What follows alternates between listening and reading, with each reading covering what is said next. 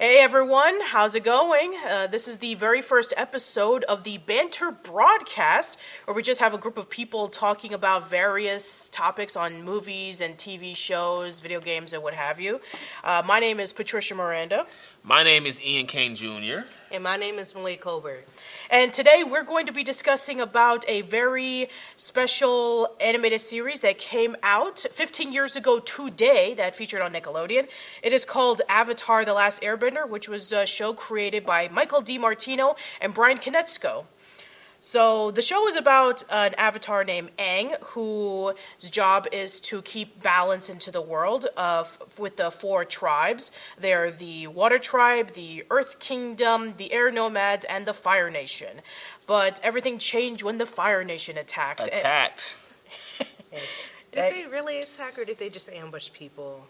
I mean, attack and ambush, aren't they kind of like similar, except that the difference is that with ambushing, it's more of like a clear and concise strategy. It's like, oh yeah, we're going to ambush you, we're going to take over, we're going to, pillage your village, and we're going to... Yeah. Bars, pillage your village. Oh, Patricia with the bars, okay.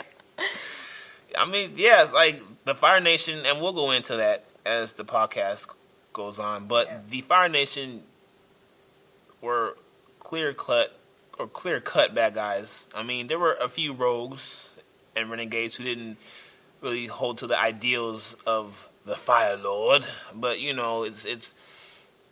all happened 100 years ago because a boy was trapped in an iceberg. Yeah, he was trapped in an iceberg, yeah. He did not want to fulfill the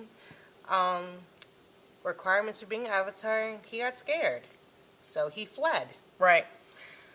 So, yeah, I'm actually curious, how did you first get introduced to this show? How did you first learn about it? I'll let you go first. Okay. So for me, I want to say I was like 10. I don't really know how old, but I remember just seeing it on Nickelodeon and be like, oh my god, that's so cool. And I'm not going to hold you, though. Like, a lot of the show's reasons and all that stuff, like the subliminal messages went over my head about like the peace, the balance, how people can change and stuff. As a kid, I just wanted to see the good guys win. Right. But when I rewatched it, everything hit me. I said, oh, this is what that meant? Oh, wow. And it gave me a different outlook on the show. Yeah, this show is deep. Last Airbender has a lot of hidden messages. Some not so hidden, but we'll talk about that in a little bit. But for me, how I got it first introduced, I'm about to date myself. I think I was in 6th or 7th grade when the show first came out. And it looked like an anime to me. And, at the time, I was into Dragon Ball Z and Yu Yu Hakusho and Trigun. I know I was a little too young to be watching Trigun, but still a great show, Cowboy Bebop. So it looked like anime to me, and I saw martial art moves, and if anybody knows me, Bruce Lee was my life for a lot of my, like childhood. Bruce Lee and Jackie Chan, Jet Li, Donnie Yen, Sammo Hung, just to name like some of the big time guys. And it looked really interesting, and I was surprised, like Nickelodeon's doing an anime. Yes, the show is technically not anime, but when you're younger and the animation style looks very similar, you can confuse it with anime. So guys, don't attack me. I know it's not an anime, but I saw the previews for it, and I said, this looks pretty interesting. And from the very first episode, I was hooked. Yeah. I was hooked. It kept my attention. And at first, when I was little, I kind of wanted it to be more serious, kind of like a Dragon Ball Z. But as I'm older, I appreciate the innocence that the show did have for kids of that age. And I've just loved that show ever since. Yeah. I'm going to probably date you even further, Eian, because when the show came out in 2005, I was around, I'm going to think, I probably was around maybe 20 years old. Yeah, okay. That's how old I am now. Yeah, so, that was when I was in my second year of college. And I remember I had like followed anime for like years. Like I remember when Sailor Moon and Dragon Ball Z were first airing on TV. I'm sorry, Patricia. I forgot to mention Sailor Moon. I have no problem mentioning that. I did watch that show. Yeah. proudly. Sorry, go ahead. No, yeah, absolutely. It was fantastic. I mean, the Deke dub leaves a lot to be desired nowadays. Yeah, you're right. Because let's be honest. Lord. I mean, like we're past a point in which we have to say that Sailor Uranus and Sailor Neptune are not cousins, Right? And that Zoisite is not a woman, and neither is Fisheye. But that's beside the point. Yeah. So So I remember when I heard the news about Avatar: The Last Airbender, and they were promoting and saying like, there's this kid who's 12 years old and he has to save the world. Did we mention that he's 12 years old? And I thought it was like, oh man, you have a kid with a bald head and he knows how to do wind power. This is a Shaolin Showdown ripoff. Oh, right, yeah. And I can kind of see that. To be honest, I didn't really watch Shaolin Showdown all that much. Neither did I. It was my cousins who were into it. I mean, they loved watching it on Kids WB. Mm. I'm too young for any of this. Yeah, you are. She is. Malia is the pipsqueak here. Yes, and yes. Kids WB. That was around the time when cartoons were at their peak. Yeah. Yes. Around the early to late 90s, yeah. Yes, I mean, we can go from, I guess, the mid-'80s.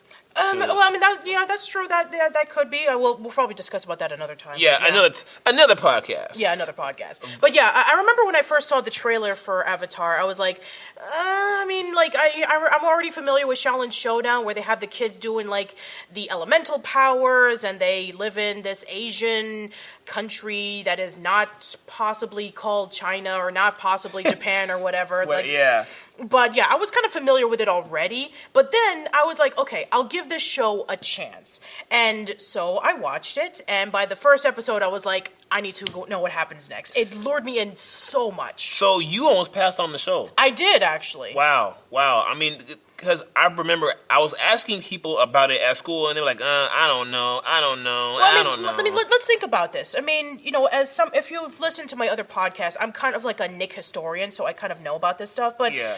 There had never been an attempt of a show like Avatar: The Last Airbender. Right. There was attempts of doing that, and that was a pilot by the name of Constant Pain, where it was like heavily influenced by anime, but that was canceled for multiple reasons. One was because it was like union issues with like the animators and the writers. Oh. Another thing was that, there was a scene that was very similar to like, the blimp going inside the building, which made it look like, oh, it's the World Trade Center, that kind of stuff. Oh, okay. Yeah. There's a lot of reasons that, I don't want to go into in this podcast, but there were attempts of it, but unfortunately it just didn't come through. And early 2000s, it was a lot more comedic with their cartoons. SpongeBob was getting really popular. Oh, yes, 99. Yeah.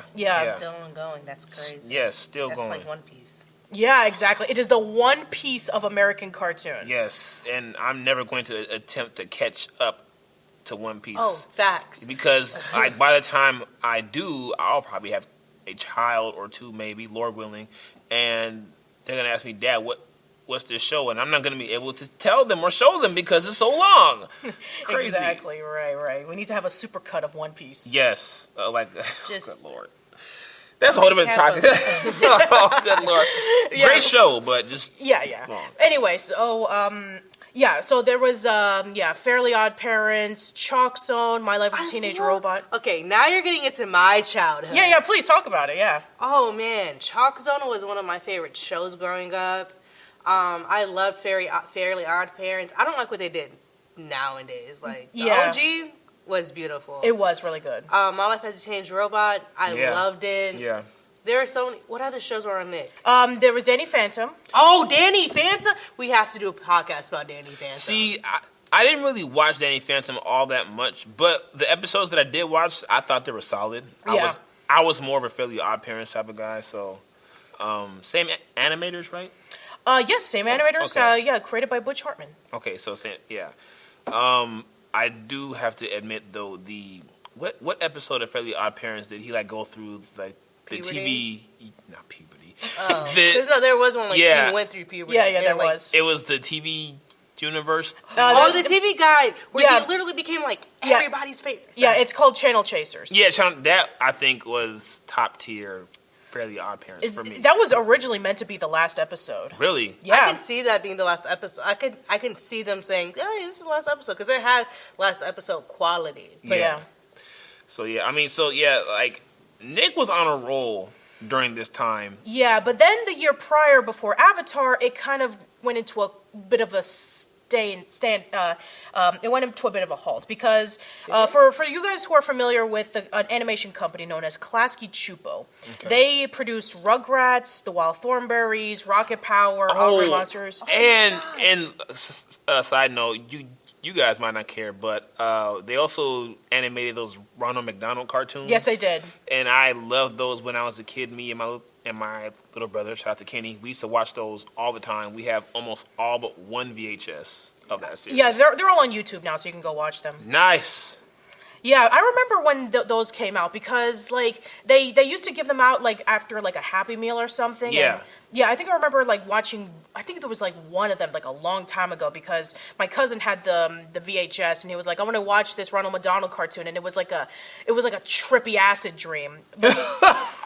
I mean, you think about it. I mean, this is Klasky Csupo we're talking about. Not expecting that. I mean, but like it's true because some of those jokes, I'm like, kids aren't gonna get this. No, like, they're especially not. Sunday the dog. Sunday the dog, he was coming from people's heads, yo. He was a trip, man. Yeah. I feel like the youngest person. I do not know what you're talking about. It's on YouTube. Yeah, you just go watch it on YouTube. Anyway, but yeah, they also did As Told by Ginger and All Grown Up and Rugrats Preschool Days, but we don't talk about that. I didn't even know that was a thing. It's a long story. I remember Rugrats like when they were babies and then like all grown up. Yeah. I don't know Preschool Days. It came out in 2008, and it's about Angelica and Susie going to preschool. It only lasted for 4 episodes. LOL. I know, so nobody talks about that. Anyway, but yeah, Wow. 2004, their contract ran out, and there was some disagreements between that company and Nickelodeon, and so there's a reason why, those shows ended around 2004. The last episodes of Rugrats, The Wild Thornberrys, Rocket Power, and As Told by Ginger stopped airing. Wow, I didn't know that. Wow. They still had All Grown Up, but Yeah. their affiliations kind of like severed out. Okay, got you. See, during this time, like I'm like 4 or 5 at this point in time. So hearing you guys talking about it makes sense in my head now. Because as a kid, it just stopped showing up, like new episodes. Exactly, It would just yeah. be reruns. I was and like, I'd be what like, happened? Yeah, I'd be like, wait, what? But I'd be like, oh, well, I'm still watching one of my favorite TV shows. And like they had the movies out. Yeah. So I would be happy with that. But I didn't know about all the background history about it. Because I was a toddler at that time. Like, I'm not thinking about cancellation of shows. Yeah, exactly. And 2004 was also the year that Nickelodeon Studios in Orlando, Florida also shut down as well. And nowadays the Blue Man Group has that same studio. Right, that's right. Yeah, because I remember that they were advertising that studio and they did some live shows there, didn't they? Yeah, they filmed Clarissa Explains It All. They filmed all that. Right. They filmed the game shows there. Yeah. Yeah, so that was a major studio over there. Speaking of the game shows, it upset me as a kid seeing people do the game shows. I'm like, bro, what are you doing? How do you not remember the pattern? It's so easy. Yeah. Like, every time I watch Nick Arcade or Legends of the Hidden Temple, it gets me so irritated about a person who doesn't know how to flip the monkey in. Or it's like, no, Sonic is supposed to go this way. Yeah. He's supposed to jump. Why aren't you doing the spin dash? Yes, I don't. Oh. It would upset me as a child. I'd be like, what are you doing? Get off. Speaking of Sonic, pause. Shout out to Sonic the Hedgehog, whose movie came out last weekend. I'd say for Valentine's Day. It's a fun movie. Go support Sonic. It's had the biggest opening for a video game film ever. So go support Sonic, and hopefully this will be a wave of new content. Hint, hint. Super Mario Brothers film coming out. I think Illumination is gonna. Yeah, Illumination's there. Yeah. So hopefully we can get a Metroid movie, Star Fox, Donkey Kong. Yes, all Legend that. of Zelda. I love Donkey Kong. So go see Sonic, support it. Yeah. Anyways, but back to Avatar. Yeah. So 2004 was a rough year for Nickelodeon. Then 2005 came along, and Avatar came about, and it pretty much just blew everybody away. I mean, it was a show that I remember when I was in school, everybody was talking about it. This was like I was hanging out with a group that was into anime. I was in an anime club, and I was in a video game or a group where we did tournaments, and everybody was talking about this show. It's like if we didn't get a break talking about Naruto, Bleach, One Piece, Full Metal Alchemist, or anything like that, then we would be talking about Avatar. And I think that for the most part, I think that it was like I think it was like one of the first prime shows of drawing in kids and adults without like utilizing the gross out stuff, you know? Yeah. It was able to tell like a complex story with like this interesting world to explore, mythology and all that stuff, and I think that really drew people in. Yes, and I think what really, looking at it now, what impresses me is how they're able to draw on a whole lot of Asian culture and even a little Aztec culture, you know, with the with season 3 with the Sun Warriors, I think they were called. Yeah. Just how much they were able to draw on cultures and beliefs, you know, things that actually are somewhat real that, you know, I guess the common person wouldn't think. But this show is really complex, and I give the creators so much credit. They stuck to what they wanted to do, and they told a well thought out story. And season 1 was fantastic, and I was like, as a kid, how can this show get any better? Then came season 2, which I think, personally for me, is my favorite season. Mm-hmm. Not to say season 3 is terrible. No, it's a great season, and that was a great finale. Season 3 is great. I just think as far as like the type of storyteller that I am, I like where they went with season 2, with the whole espionage and like the whole like the Dai Li and all that. I love stuff like that. I love conspiracy stuff like that. So for that to go in a kid's show and work so well, that blew me away. It just blows me away. So I guess we're gonna start talking about our favorite episodes. Yeah, let's do that. Right. So, you know, I think that the first episode that really like impacted me so much when I first saw it was The Storm. Right, that's season 1, right? Yes. Yeah, season Recap 1.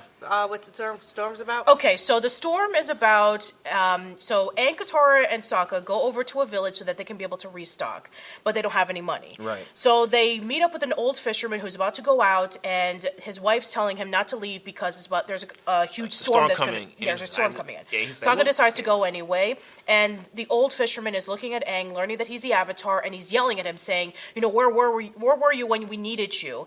And then Aang runs off, and then he tells his backstory about what happened when he disappeared. Meanwhile, Zuko is still looking for the Avatar, and Iroh is telling him that there's a huge storm coming in, and his lieutenant is like back-talking him, saying he doesn't care about anybody but himself because the crew doesn't want to go through this huge, massive storm. And then Iroh tells the story about Zuko's past and why he's going after the Avatar. That was such a fantastic episode. Do you remember who that episode was directed by? I think, was it Aaron Ehasz who did that? Maybe. That episode is very powerful because I think that's when the audience would finally start to realize Aang and Zuko are interlocked. Yes. As far as like where their destinies are going to line up. But the show did this so well, you don't know what's going to happen with these two characters. But you have a feeling, okay, something is going to happen with these two characters. I don't know if it's always going to be like a cat and mouse chase throughout the whole series. But their destinies, something is going to happen. Yeah. And you kind of get a glimpse of that in this episode because Aang's backstory is really sad, and you see the weight of being the Avatar, like what that does to a child. Because not every Avatar, they discovered that, they were the Avatar when they were kids. Some of them were teenagers, adults. So for, he was 12 at the time? Yeah, 12. And Monkey also told him at that episode that he was not supposed to know he was the Avatar until he turned 16. Right. But because there was some turmoils with the Fire Nation, they had to tell him earlier than anticipated. Right. So to see a 12-year-old go through that and then flip to Zuko who is, trying to gain the love and respect from his father, and his father's just a piece of crap, voiced by Mark Hamill. By the way, fantastic voice acting by him. He always brings the ruckus, and he always comes with his A game. Of course, he's Luke Skywalker and the Joker. How do you not? Yeah. Anyways, but just to see the dynamic of him and his father, and then what happened with his mom, and you just feel so much for Zuko. You just like man, like you start seeing him in a different light yes, instead of just a bad guy. Exactly, and that is great storytelling to me when you can sympathize or even empathize with the villain. Like, dang, he's the villain, or he or she is the villain, but I understand why they are the way that they are now. And you start to feel bad for them. So, yeah, that's a great choice, Patricia. Yeah. Yeah, that's just one of them. So yeah, I'd like to hear from everybody else about their favorites. So yeah, what do you got? Shoot. Okay, I don't know what season to pick from. Okay, I will say, I really enjoyed Dave Filoni's episodes. And after the first season, he went off to join, I think, who was one of the greatest storytellers of all time, George Lucas, with Star Wars Clone Wars. And his work on that was fantastic. Though I'm going to have to, even though I mentioned that, I think I'm going to have to go to season 2, which is really interesting. There's so many great episodes in season 2. I think I might have to go with Tales of Ba Sing Se. Yeah, that's really good. That is just pure fantastic storytelling. And the segment of that episode that really hit home for me was with Iroh. And just like seeing how he's just a peaceful guy who's like, you know what, life is not about conquering and like, you know, power. It's about loving people, being the best you that you can be, making the world a better place, things of that nature. And then you see that he makes a memorial for his son at the end of the episode. Like, he goes throughout the episode just helping people, and then he goes and he makes the memorial. I think his son's name was Luten. Yeah. And you just see the emotion, and then like the like shot just goes still, and it like turns into artwork, and it says in memory of Mako. And when I was a kid, I knew who Mako was from Conan the Barbarian, and also from Samurai Jack.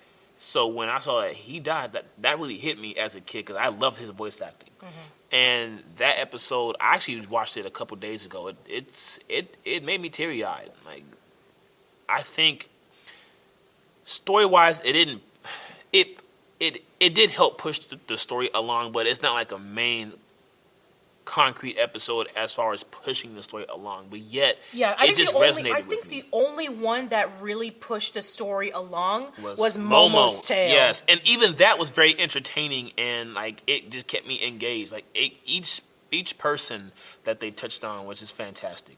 Yeah. What do you got, Malia? I was sitting over here trying to decide. I have a lot of favorites, but I'm gonna have to go with the episode where Toph invented metal bending. Oh, that was a great episode. That was beautiful. Like, Toph is one of my favorites. Like, and I love the way she just claims, like, I'm the greatest earthbender of all time, without any hesitation. Because she is, like... Yeah, and I mean, like, me growing up, I thought King Boomy could have gave her a run for her money, but I think if they were, like, to really go at it, she would have beat King Boomy.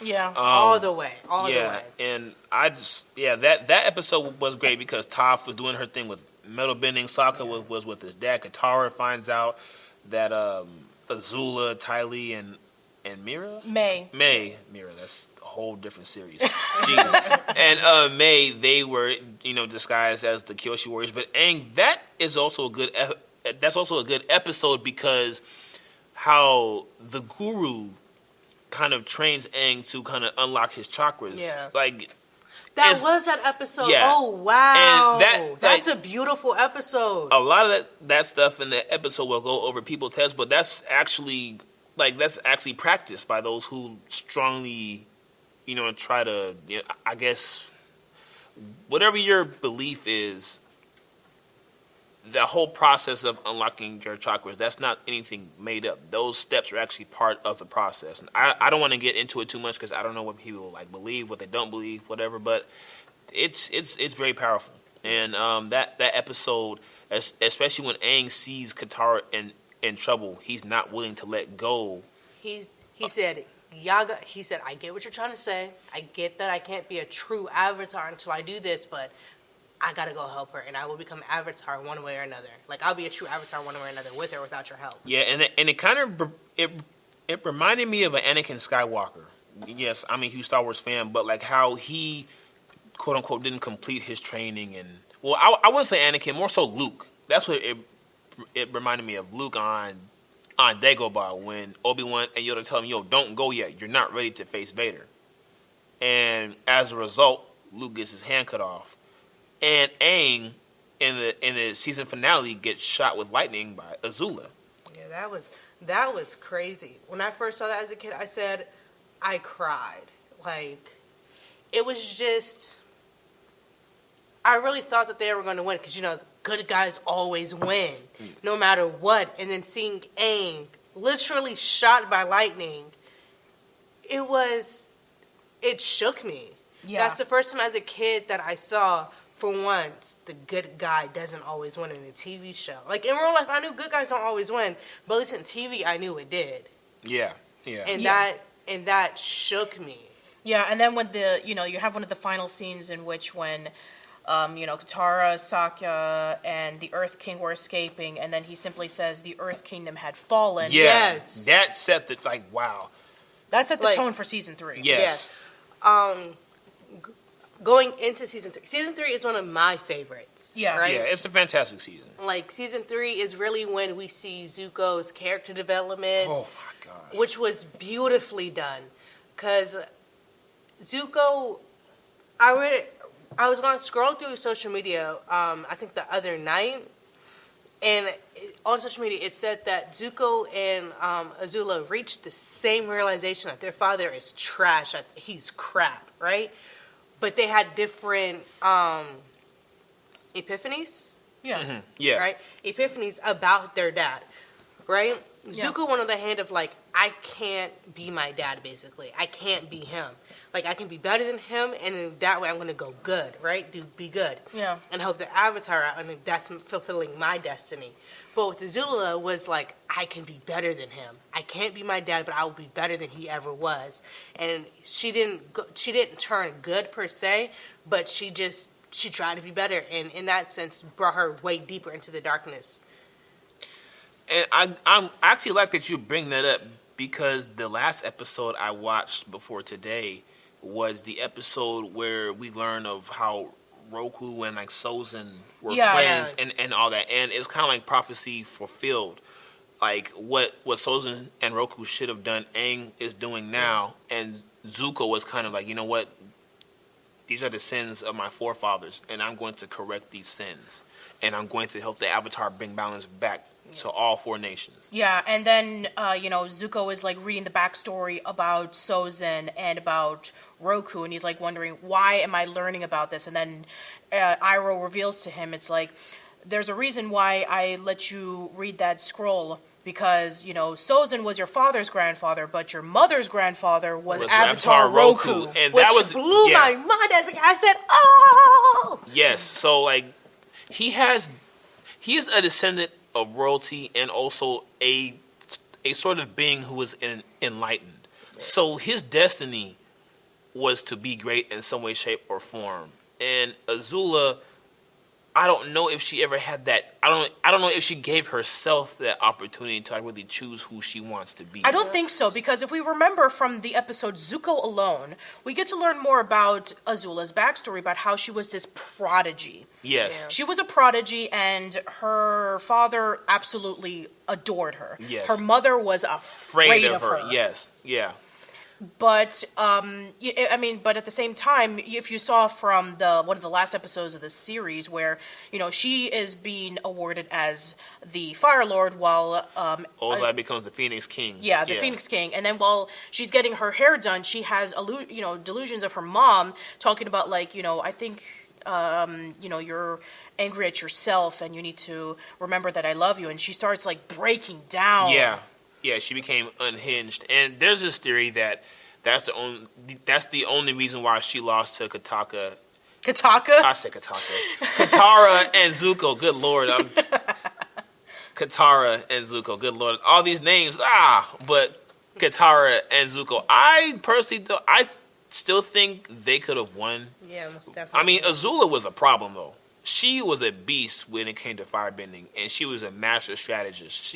I hated how she just manipulated the whole Earth Kingdom, the Dai Li and the King. I was like, that made me so mad, but it just adds I don't like this character, but she is so fantastic. Yeah, but I think that in my opinion, out of the villains that were featured in Avatar: The Last Airbender, she is the most complex. Yes. She's the most fearful, and very much so. I mean, let's take a look at the villains from the previous seasons. I mean, let's see. We have the Boom Boom.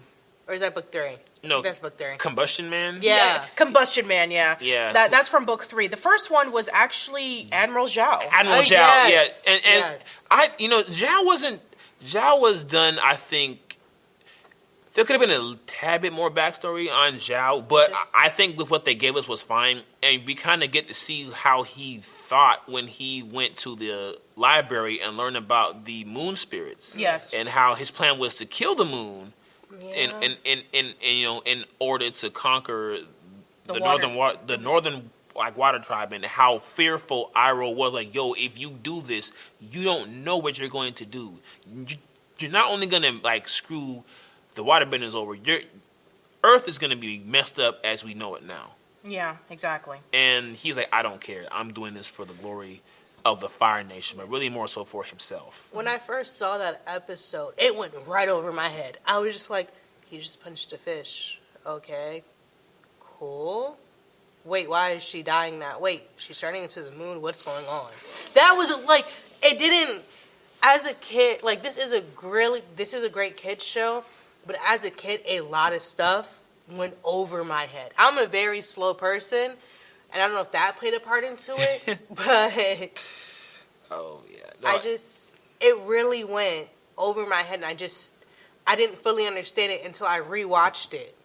My freshman year, I was gonna say of high school, LOL, of college, and I was like, this man just killed the moon, like he really, and it finally hit why Yue had to give herself up. Like, it wasn't like she had a choice. She had to. It wasn't an option for her. And that's just crazy to me. Like, this man really said, I'm going to kill the moon spirit. Yeah. With no regard of what can happen. I would like to say one part of season 3 that I really enjoyed was when what the heck is his name? Fire Lord Ozai shot the lightning at Zuko, and he redirected it. And I can't remember, but did Iroh have not Iroh, but did Ozai have a look on his face like, oh snap, my son actually stepped up in some areas? Yes. That was so satisfying because like, I don't need your approval anymore. I'm my own man now, and I was like, yes, Zuko, yes, like yes. He really told his son it's useless for you to learn how to redirect lightning. Like, you're stupid if you try to learn that. And what did he do? Redirected that joint in the fight with this. I said, oh, is it? Ooh. I was so happy. Like, that was so satisfying for me. Favorite characters? Oh man. I already said my favorite character. That's really hard to say because a lot of the characters here are just so good. Yes. Let's see. I mean, like, Toph is amazing, by the way. Amazing. Yeah, Toph she's A tier. Not even A tier. She's GOAT tier. Yeah, she's above GOAT. Like, oh man. Like, in my eyes, like Toph, like, really, you can't touch her. Like, the only time she's defenseless is when her feet are off the ground, but even then she's tough. Yeah. Yeah, I mean, like, not only can she earthbend really well, but also, because she can be able to sense breathing and blood pressure and heart rate, she can tell when a person is lying. Yes. That was so, like, whew. Yeah, the only one that she couldn't tell was Azula because she has lied so many times, and she just tells it so well when she was saying, like, I'm a pink platypus with all that kind of stuff. And then she's like, okay, I can't read you. Yeah, I get you. Yeah, I think, I don't know if I have a fit. Well, I might have to pick Zuko just because, I can kind of relate to like the whole I'm not good enough type of motif. And, that kind of resonates with me personally. Like, I love Aang. I loved how he stuck with his guns about not killing. That was fantastic. Yeah. Sokka, I loved when he learned from the Sword Master. Yes, that was a fantastic episode as well. That was can't remember his name.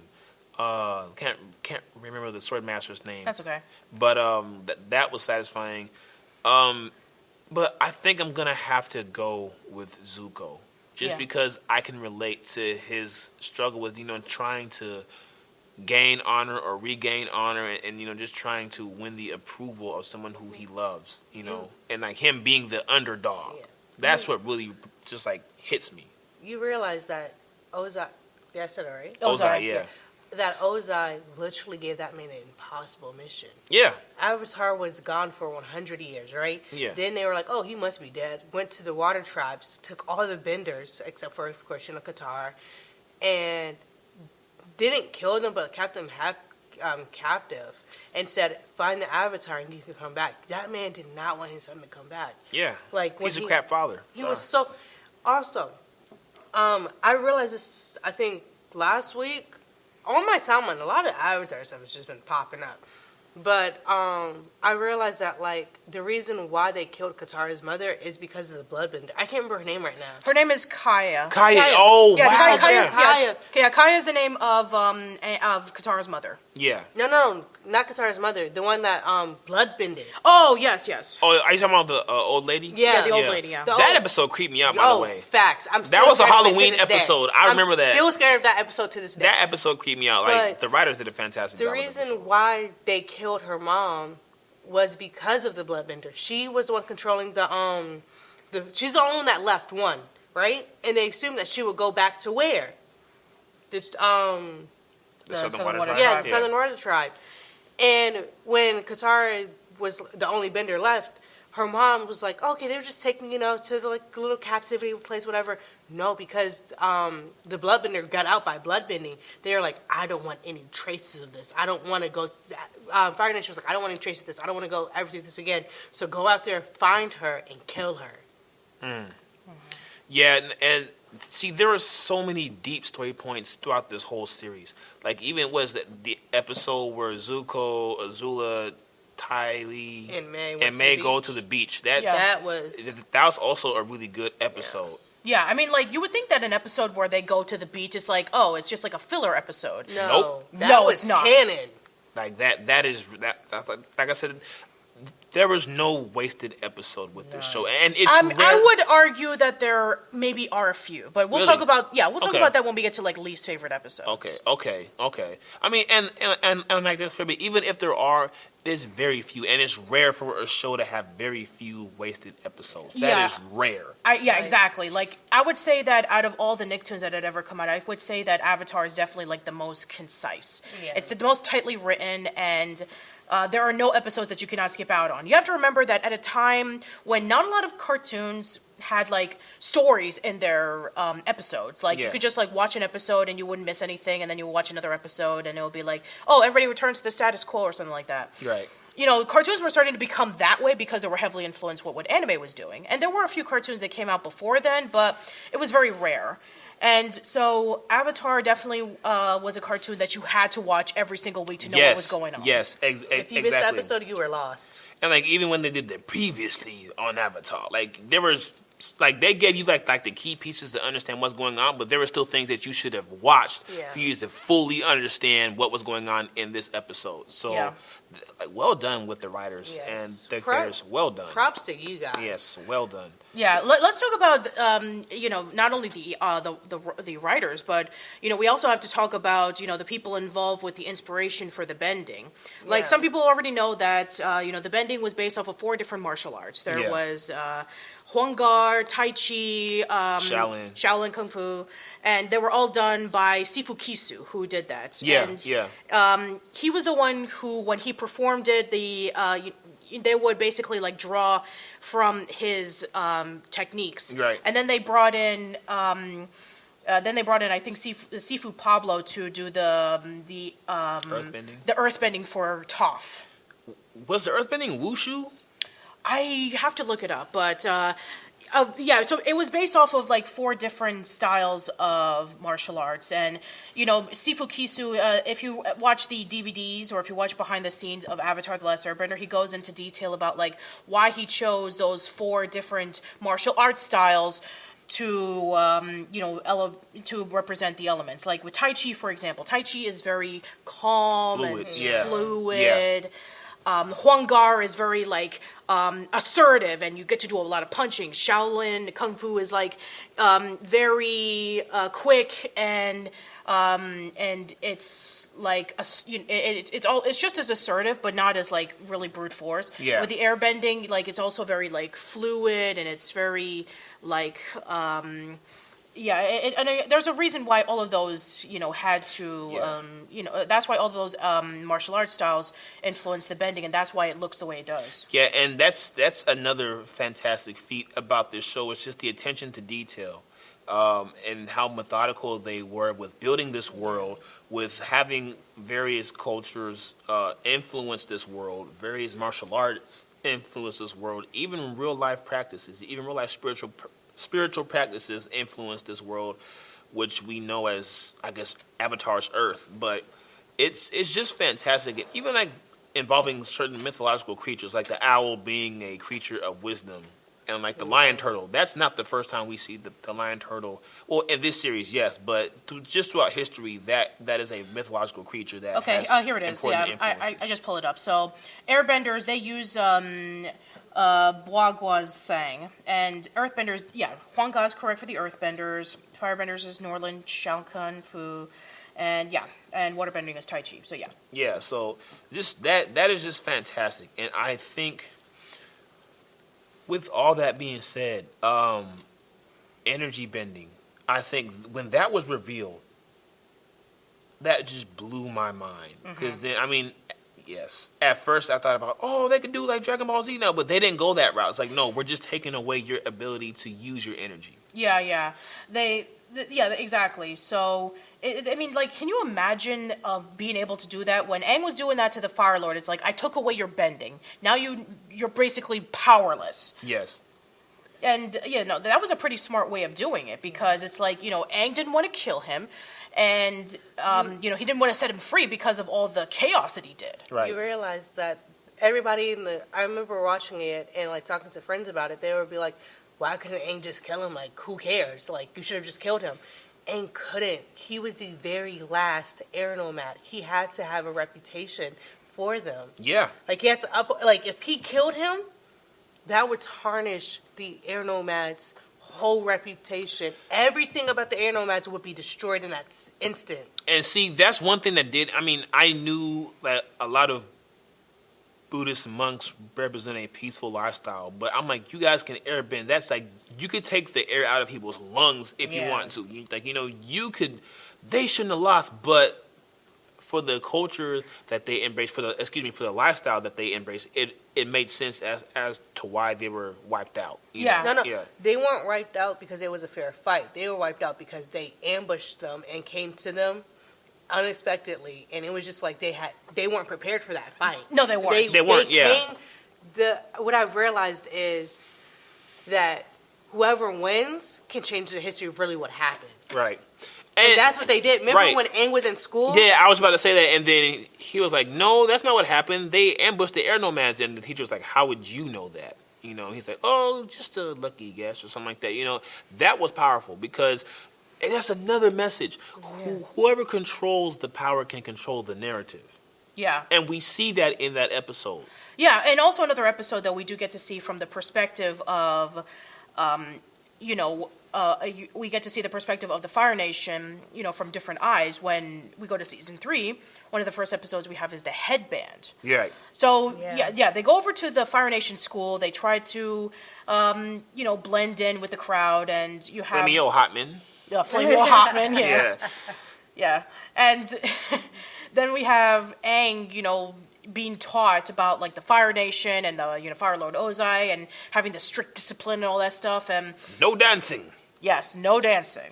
Yeah. Man, that episode, that's when we really see, also going to the romance out of it, that's when we really do see Katara and Aang, like, low-key flirting with one another very, very hard. Yeah. Like, with the whole dancing and all that stuff, doing, waterbending. The dances, Yeah, the dancing and all that stuff. We see that hardcore, but we also, taking it now from the romance, like you're saying, we really see their eyes. We see it through their eyes. Yeah. Mm-hmm. Another episode like that was when Sokka and Zuko go to the bowling point. Oh, yeah, that was a great episode. It was. That is Fantastic also episode. one of my favorites. In my head, I was really debating, like, which one? But when they go to the boiling point and... the Boiling Rock. The Boiling Rock, yeah. You're right. And we get the Sokka is talking to the guards, and he was like, hey, and it was another male guard talking with him. He's like, hey, just word of advice, don't try to hook up with the female guard and all that stuff. Like, don't try to flirt with them. And we see, like, they're normal people, too. Like, in our eyes, they're always, like, the bad guys, the tyrants, the whatever. Like, they don't have a life outside of this. But they really are people just like they were. They were just brought into this war because they were born into it, not because they had a choice. And I think that's a good point because we also get to see that the citizens of the Fire Nation are also victims of the Fire Nation's just brutal method of control and like world dominance. And one episode that really stands out to me is the Painted Lady episode, where Katara pretends to be the spirit of this Painted Lady, and how things just turn around for that village. Yeah, because the village was heavily polluted because there was a factory going on that was done by the Fire Nation. Right, and at the end of it all, the actual spirit comes to Katara and says thank you. Yeah. You know, and that was kind of cool to see. So, like, oh, wow. Oh, wow. There's just so much to talk about. There is. Yeah, there is. Yeah, for sure. And I think we have to do a two-parter. Possibly. Maybe. Well, we'll have to wait and see. But anyway, I was going over to like least favorite episodes when I was talking about earlier. General consensus from what I know from fans of Avatar: The Last Airbender, their least favorite episode is The Great Divide. Which one's really? that one? Oh, with the two warring factions? Yeah, the two warring factions. You had the Zhangs and the Ganjins. Yeah, Zhangs were like the... Oh, that episode. Yeah, so like you had like the really pristine, quote-unquote, society, and then you had the quote-unquote barbaric, rampant society. Yeah, they had to go through this. They had to go through this Great Divide so they can be able to head over to Ba Sing Se. I remember that episode. I remember when I first watched it, and I was like, okay, this is kind of cool. And for me, I actually liked the episode. Yeah. I think the one thing that a lot of people were just irritated about was the ending. If you remember from the ending where the Zhangs and the Ganjins were arguing with each other, and then, Aang learns about Jin Wei and Wei Jin. He's like, I know those guys. They were like twins or something like that. Yeah, they were like twin brothers, and they were like 4 years old, and they were playing this sports game or something like that. And it's like, oh, that's why we were arguing for 100 years? And then they decided to get along. And then Katara was like, oh, it was lucky that you knew those guys. And was like, no, I didn't. I just made it up. Yeah, he made the whole thing up. And then everybody was like angry about it. It was like, why did Aang do that? Why did Aang lie? That's not part of who the Avatar is. Sometimes I'm not... That was funny to me. Like, I was like, LOL, this man just lied to keep them to stop fighting. But like, But they fail to realize that episode showed the stupidity of squabbling over things that happened hundreds of years ago that you really don't know the real history behind. You know? Yeah. Because, there's always one person's side of the story, then the other person's side, and then there's the truth. I think what fans wanted to know was the real reason why they were arguing. Yeah. That's something we'll never know, though. And like, that can be interpreted by us fans. I think that's what if I had to guess, I think that's what the writers were trying to do. Like, we'll leave it up to the fans to really interpret what happened between these two guys, if there were even two guys. You know? We don't know. Yeah. Yeah. So. I know we're on least favorite shows, but I'm going to change the topic. Yeah. Go ahead for sure. So I was just thinking back to when, like, Aang, of course, is an air nomad in like Avatar and all stuff. And there are certain situations where it was like, hey, Aang, why don't you just use your powers to, like make the smoke go away, like, so you can see better, right? And there's this one scene, they do this comically? Comedically? Yeah, Comedically, where it's like, Aang has, like, a bunch of dust, smoke, all that stuff around him, and they're fighting Zuko and the ship, and the pirates. And the pirates, that was funny. At the shore, right? Yeah. And so basically, Aang really is just like, why there's all the smoke around? Let me just, it away. I did a hand motion. I kind of wish we had a camera. Yeah. But he basically, like, whooshes the air away. All the knives and stuff are pointing at him at that moment in time when he sees it. And he's like, oh, yikes, wrong moment. And, like, puts it all back around him. That was funny. That was so funny. Like, they did that all... they had times like that where it was like serious and times like that where it was funny. And I loved the funny side of it because it was like, LOL, like we see what you're doing here. It didn't work out. Yeah, there's a lot of funny moments in this show for sure. Like, one of my favorite funny moments was when, after they went over to the library and they were stranded in the desert after Appa was kidnapped, Sokka drank the cactus juice. That was hilarious. Oh, man, that dude was high as a kite. That was so funny. He was higher than a kite. He was up there with God. Oh, man, that was crazy. That was hilarious.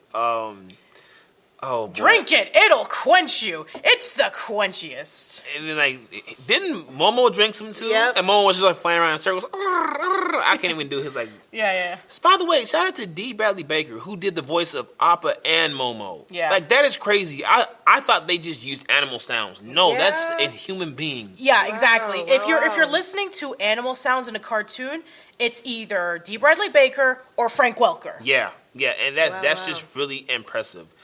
Let's see. My least favorite episode. I personally wasn't a huge fan of Avatar Day. Yeah, I was gonna say Avatar Day? either Avatar Day when Aang's put on trial for something that Avatar Kyoshi did. Yeah. It's either that one or no. I do like the Fortune Teller. That's actually a The good Fortune episode. Teller's good. I know a lot of people from what I know from consensus. Some people weren't a huge fan of Bato of the Water Tribe.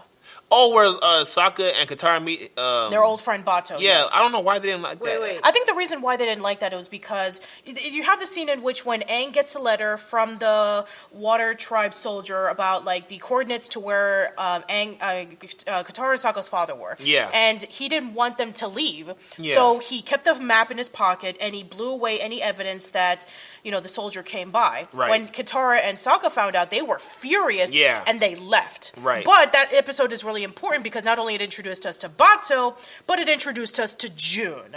Oh, that was the lady with The bounty hunter with the crazy creature. she is a beast. Yeah, I love June. I wish I had more information about her. She kind of gave me what Combustion Man kind of gave me the Boba Fett vibe, where he was just a beast, and then all of a sudden he's just gone. Like wait, hold on, what? I want more of Combustion Man, But Yeah, we kind of do get somewhat more of that when we get to Korra. yes, which I will say is not as good of a series, but I still enjoyed Korra. I don't get the whole hate behind it. Yeah. It sucks. It's not no. It's not supposed to be like Avatar: The Last Airbender. It literally is a different show. A different Avatar. You're not gonna get the same thing. Yeah. It's not it's not necessarily a spin-off. It's just part 2 of the journey. I think people are just expecting it to be exactly like that, and you can't get that, and you can't get that with 2 different shows. Right. So I don't know. But I think I will agree with you, Patricia. Avatar Day might be my least favorite, but I do appreciate what the episode was trying to do. Yeah, it was trying to give a bit of a backstory to Kyoshi. Yes. But the execution didn't really work very well. Yeah. Especially that ending. That ending just sucked. Yeah, where the Rhino Riders come and Avatar saves him there's a new reason for Avatar Day, Yes, the day where we didn't boil the Avatar in oil and we're going to serve you raw dough. Yeah, I was like, oh, good Lord. And what I also didn't like is how Avatar Kyoshi is I did kill him because your fearless leader was a tyrant. He was the Fire Lord in my time. As she didn't say that per se, but he was a type of he was a tyrant. And these people were so ignorant. Oh, well, we're still going to boil you alive. I was like, what? It goes back to what we were saying about the Great Divide. It's even if you do learn about the history, it's I'm right, you're wrong. Yeah. Yeah, so that, I think, kind of irritated me. Even as an adult, so you find out that your glorious leader from way back then was actually a tyrant who was trying to control all 4, or not control, but he was trying to take over Earth. He wanted just one big Earth kingdom.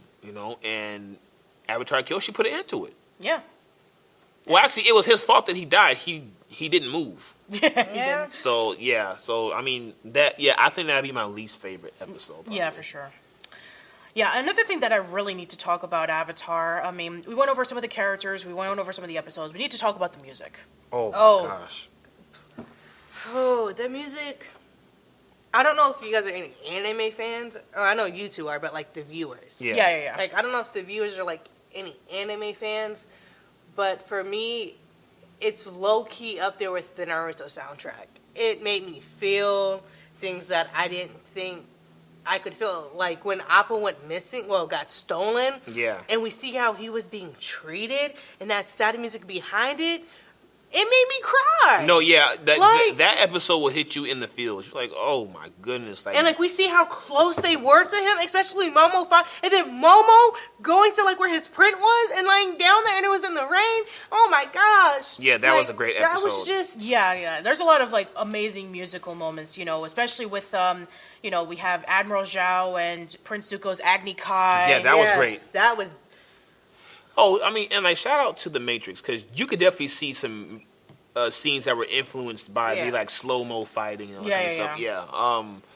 But I think for me, the two musical pieces that really moved me were both dealing with Iroh. Especially like when he sings that song, song about the soldier coming home. Leaves from the vines. Yeah, that's falling so slow. That song kind of just gets me really emotional, But it's so well done. I need to know who did the scores for these episodes. They did a fantastic job. They needed a raise for how well they did, and they also used instruments and like music from Asian culture. They did, and I really appreciated that. That also kind of set the tone for this world. One complaint I do have about the show, I would have loved to see Aang in the spirit world more. Mm-hmm. And I know in like the comics we kind of see that. Yeah. But I would have loved to see him explore that like as a child. Like that would freak me out. Like I'm in the spirit world. What the heck? Like Cole, the face snatching spirit. That dude scared the heck out of me too. Yeah. Do you guys remember that episode when Sokka went into the spirit world? Yeah. Yeah, by the forest spirit. Yeah. Why'd I bring that up? Oh, I was gonna make a joke. Like he could not use the bathroom in there at all. Like there's no bathroom apparently in the spirit world. No, there's not. Yeah, didn't he say that? Yeah, he did. Yeah, that was funny. I was like, wow. But I had something else to say. What were you talking about? Spirit world. Before that. Code the Space Sealer. Oh, are you talking about like music for the show? You said you didn't like. Oh, yeah. I was he explored more of the spirit world. Oh, you brought up the comics. That's what it was. By the way, where can we find the comics? Because I do want to like read them. Dark Horse, I think, is the one that publishes it. Dark Horse. Yeah, Cool. Dark Horse. Huh. Yeah, and just recently they published the backstory of Kyoshi. Yeah, which is very sad. Very, very. She had a rough life, and I don't think Nickelodeon would have allowed that whole story arc to be aired. Yeah, if they wouldn't have allowed, Avatar: The Surge, they definitely wouldn't have allowed, What's Kyoshi. The Surge? Oh well, we'll get to that in a minute. Oh yes, let's go to our next segment because we need to talk about the movie. Oh good lord, do we have to? Yes, we have to. Oh, I know it's Avatar, but like. Okay. So, yes, let's rip this Band-Aid out really quick. So I'm gonna be honest. I watched it when I was a kid. I liked it, but it was because I was a kid and I was like, "Oh my god, live action of my favorite TV show! Cool." I mean, I know how you feel because as a kid I loved Batman and Robin. As an adult, that movie's terrible. Yeah. Yes. Going back and rewatching it, I said, "Why did I ever love this movie?" And I realized it was my childhood, like, enthusiasm. Like, I was so excited about this. And even then, I remember watching the movie after it ended, I said, this isn't what it was supposed to be. Like, I realized that, but I didn't fully hit me again until I rewatched it a few years down the line. Yeah. Okay, so... Go ahead, Patricia. Just take us away. Yes, let's do so. So, M. Night Shyamalan claimed that he was a huge fan of Avatar: The Last Airbender and that his kids absolutely loved it. So he took the reins of it. And we already know that this was not like, Glass or Split M. Night Shyamalan. Yes. This was The Happening M. Night Shyamalan. Yeah, I mean, disclaimer... I think he can direct well. I think when he, is really in his bag, he can make great films. Unbreakable, Split. I still haven't seen Glass, but I love Signs. I love The Sixth Sense. He can direct. Yeah. He can tell stories. But I think this was like the time when he was kind of like feeling himself too much. Like, yeah, I'm M. Night Shyamalan. I can do what I want.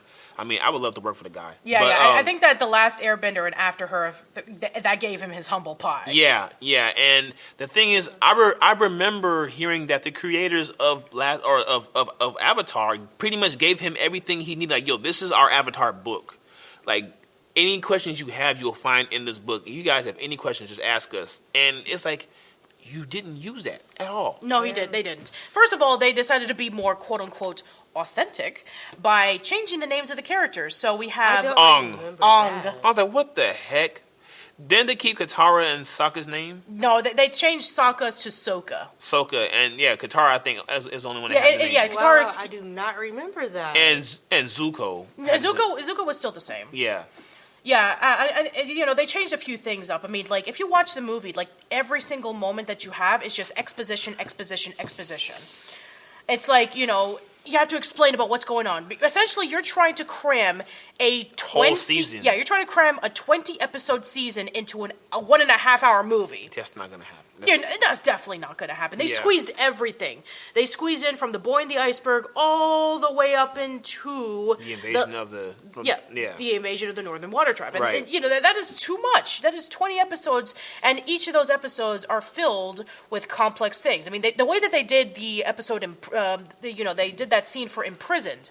The episode in which they took Katara over to the Fire Nation ship as a prisoner, surrounded by other Earthbenders, so that she could free the Earthbenders. Yeah, that was actually a good episode. That was a good episode. Horribly executed in the movie. Terrible. I mean, in the movie? Yeah. Wow, I do not remember this movie then. Nice. So instead of taking her to a ship, they're taking over to like this, this piece of land where the Earthbenders are just like sad because they were captured. And it's like you're surrounded by Earth. What are you guys doing? Yeah, that I remember that pissed me off too. I was like, what? That makes no sense. The whole point of them being captured is to be on a ship where they couldn't earthbend, surrounded by water. Exactly. Yeah. That was the whole premises. Wait. What? That just got me upset. What? Stupid. Exactly. Stupid. What? And I knew this movie was going to be bad when they actually had a scene and it was said line for line from the first episode, The Boy in the Iceberg, when Katara accidentally freezes Sokka in ice and he goes, Katara! And they kept that in the film. I said, oh my God. They're doing this? Atrocious. I want you to understand, all I remember about this movie is the invasion scene.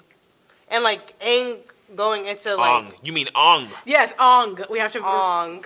Yes. Going into like his beast mode before Avatar state when it was like the water blob through joint. Yeah, and you remember that's all I remember. And you remember how Admiral Zhao died when the beast grabbed him and dragged him in. In the movie, he was killed by 4 regular waterbenders. Yes, I was like, what? Nuts? Yeah, stupid. What?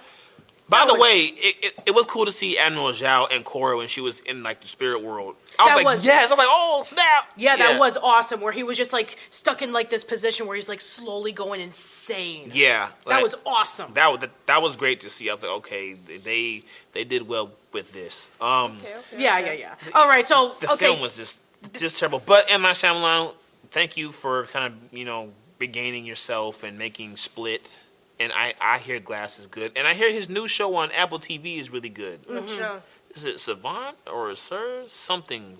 Yeah, something. I think Servant, Servant, something like that. Yeah, something like that. But I hear it's great. So kudos to M. Night. I'm glad that he's back on track because I do think he can direct. I think he did. I think he is an effective storyteller when he, Yeah, I think that, Avatar, I think it was just like cramming too much in and changing things that weren't necessary to be changed. Yes, like... Anyway, so, we're done with the movie. Thank God. Okay, Thank you, so, Jesus. the reason why I brought up the movie was because Mike DiMartino and Brian Konietzko was just so furious about how the movie turned out. They were like, let's see if we can be able to do our own TV movie for Avatar The Last Airbender. So it was called Avatar The Search. It was supposed to take place right after Season 3. And it was supposed to be the story in which finally, we find out what happened with...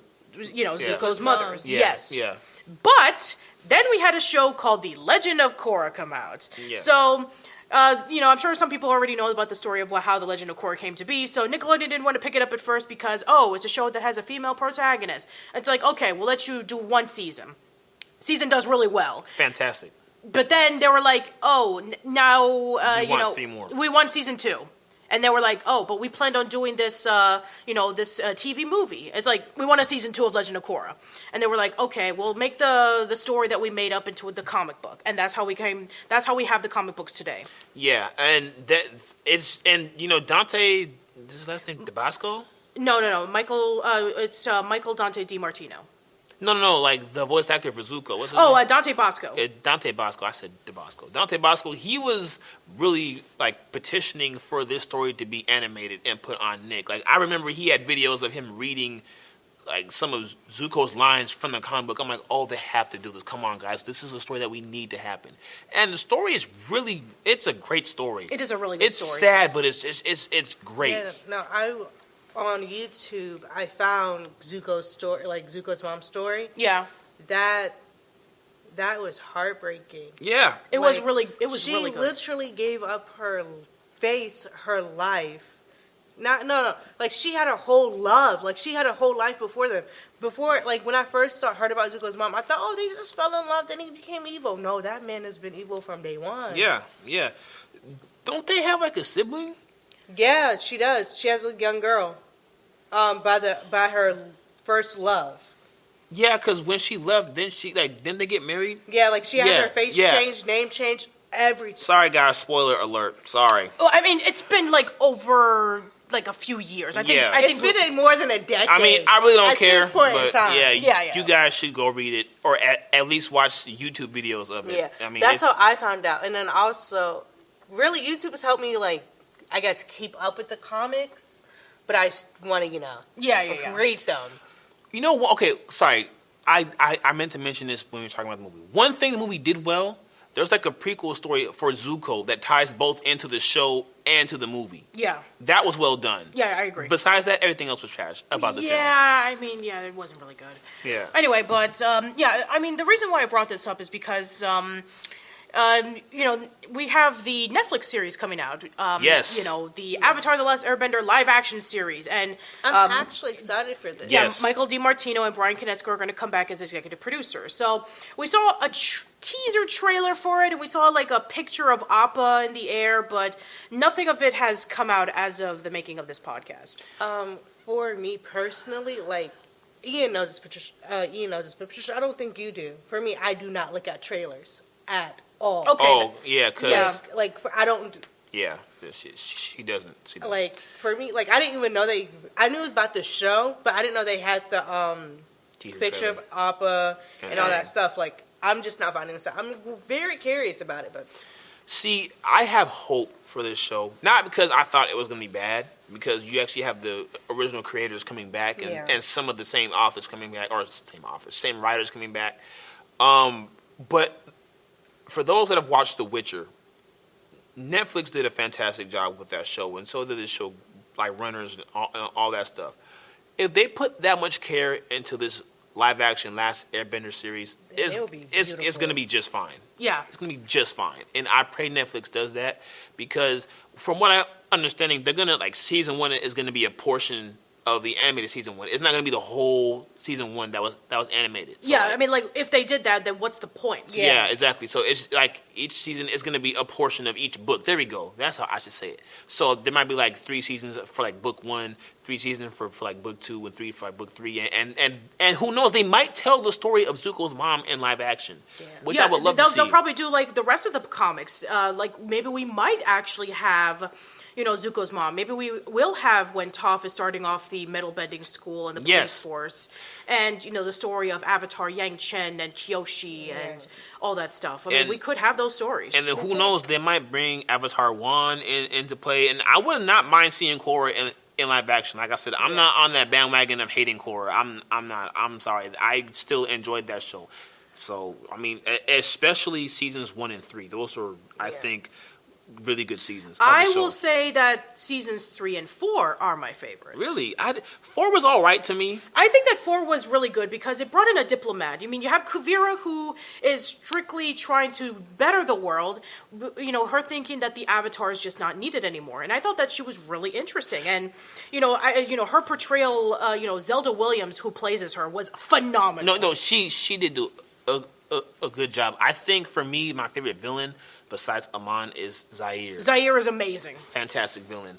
Agreed. Wonderful. For me, I haven't gotten a chance to watch it yet. That's fine. But I do know about some aspects of the show, like, you know, how Korra and, how do you pronounce her name? I'm sorry? Asami?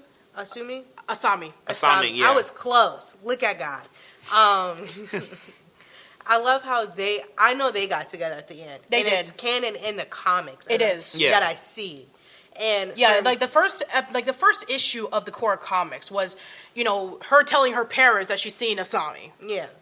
So, and what I love about that is seeing my representation on TV. Right. Oh, yeah, for And sure. Because Right, yeah. as a kid, I didn't have that.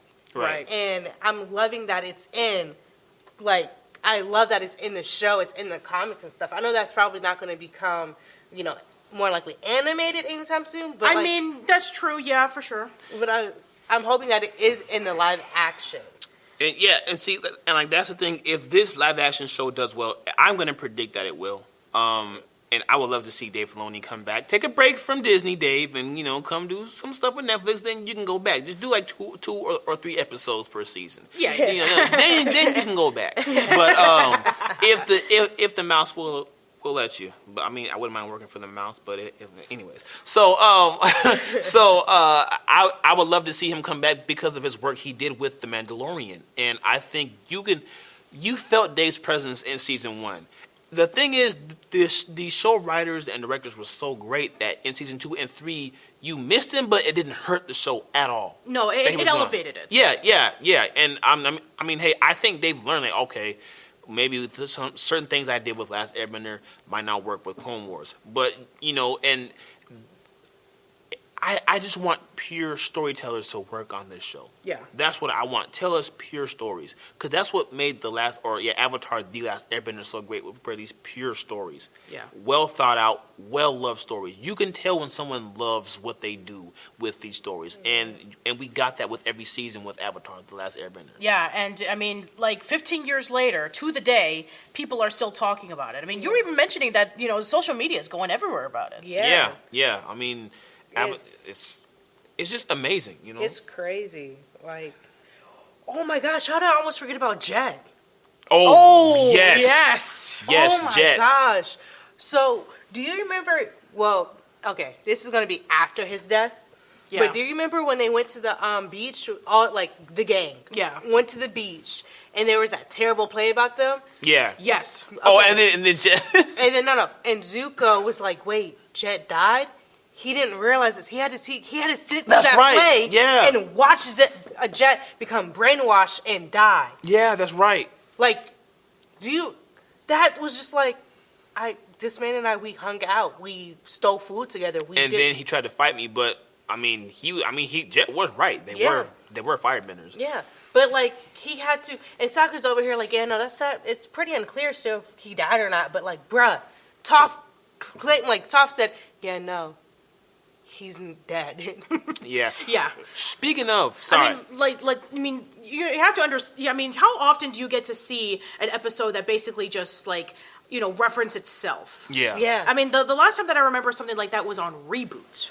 Oh man, you might not know what that show is. I'm too young. Yeah, that's actually a good show in itself. Yeah. But anyway, so basically, what for that episode, it's called the Fire Emblem Players, and it's essentially like, you know, the fans knew. The fans were like talking about like their opinions about like Avatar and all that kind of stuff, and the creators were listening in on social media and all that stuff, and they were like, let's do this episode and let's just make fun of it. So they decided to like have this whole, you know, over the top thing with like Aang and Katara, you know, like Katara being like, oh, you know, I'm the goody two shoes and I'm the mother of the group, and then Toph plays like this guy.